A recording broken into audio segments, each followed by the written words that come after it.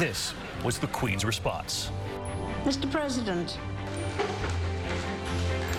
I wondered whether I should start this toast saying, when I was here in 1776. But I don't think I will.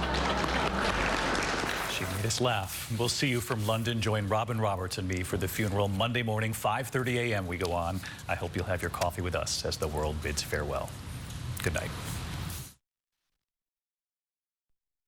This is Eyewitness News with live breaking news. We begin with breaking news: a deadly shooting in downtown L.A. Our Chris Christie's live in Air 7 HD over the scene. Chris.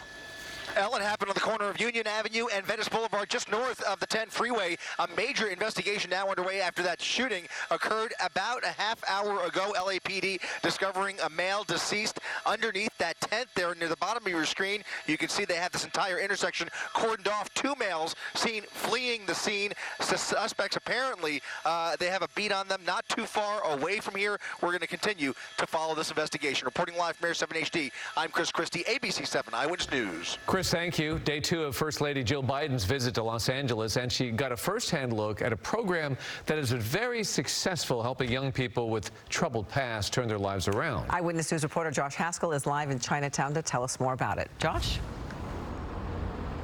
That's right, Ellen, and the First Lady paid a short visit to Homeboy Industries behind me, meeting some of the individuals who have had their lives changed because they were given a second chance.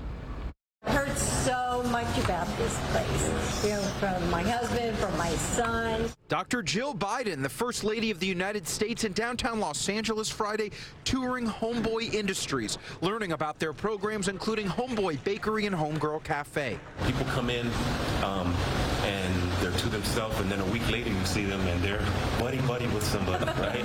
just why? And then you say, hey, so what changed for you? And they go, bro, I've never been received like this, right? And I've never had so many people ask me, how am I? Well, I think the pandemic changed the whole way we view mental health and getting help and therapy, you know, because so many people really, it affected their mental stability or with, you know, depression.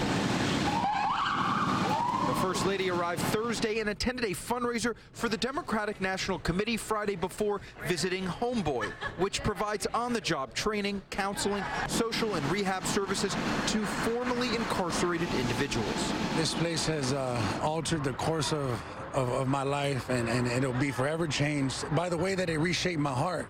It really changed the way that I viewed myself, and it changed the way that I viewed myself in the world. It allowed me to heal from the things that I had been through growing up, and it also allowed me to find life purpose. A former gang member, Jose Arellano, spent 10 years in and out of prison before finding Homeboy, where he's been for 9 years. Arellano now serves as the director of case management, in charge of 18 people who are the service providers for every trainee who enters the program. Arellano said he was honored the First Lady wanted to learn more about the nonprofit's mission. It feels amazing. It feels like we're being seen for the work that we do and the possibilities.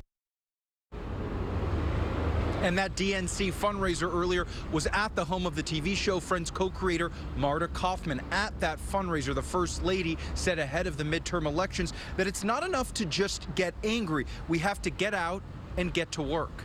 Live in Chinatown, Josh Haskell, ABC 7 Eyewitness News. Josh, thank you. Another Southland teenager dies of a drug-related death. The 14-year-old was a freshman at Nogales High School in La Puente. Parents and students expressing concern, while health officials are warning about teens getting their hands on deadly drugs. Eyewitness News reporter Sid Garcia has the latest. Luna Hinojosa was only 14 years old. The Nogales High School freshman overdosed and died a week ago. Her family has set up a GoFundMe account to help with funeral expenses. They did want to talk about what happened on camera, only confirming that drugs were involved in her death. Luna's death comes days before a few students overdosed on fentanyl-laced drugs at Bernstein High School in Hollywood and at a nearby park. One of the teens, 15-year-old Melanie Ramos, died. How concerning is this with your kids? Well, very concerning because so many kids are ODing on it and losing their lives. And my advice would be don't ever start. I mean, you're taking a big chance with fentanyl, and just stop and think what you're going to do to your parents if you OD on that.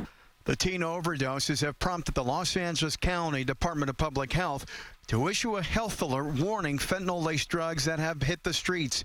The alert says in part fentanyl is a high-potency synthetic opioid that is colorless and odorless and can cause rapid respiratory depression, resulting in accidental death.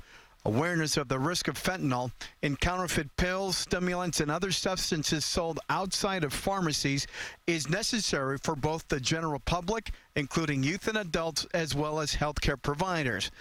2 teens have been arrested in connection to the overdose death at Bernstein High School. We do want justice. We do feel that we need justice. Whoever is out there poisoning our kids, it's not fair for them to be out free. And if you haven't yet, parents we talked to and from the Department of Public Health of LA County, they're really stressing that you talk to your kids about drugs. It could save their lives. In La Puente, I'm Sid Garcia, ABC 7 Eyewitness News. Turning to the immigration crisis, the nearly 50 migrants who arrived in Martha's Vineyard this week were voluntarily transported to Joint Base Cape Cod today. The Venezuelan migrants boarded a bus and were ferried to the base, where they will stay for emergency shelter. The governor of Massachusetts says he is activating over 100 National Guard members to help. Families will not be separated. The influx left local officials scrambling and many migrants feeling deceived. They said that they were taking us somewhere where there is refuge, a lot of help. Migrants will have access to legal help, health care, and crisis counseling. They arrived Wednesday on 2 planes chartered by Florida's Republican governor, who promised to drop off undocumented migrants in Democratic-led cities. If you're driving through Riverside County, it may take you some extra time to get where you're going. Starting tonight, all eastbound lanes of the 901 freeway are shutting down for a major resurfacing project. Inland Empire reporter Leticia Juarez with more on the closure and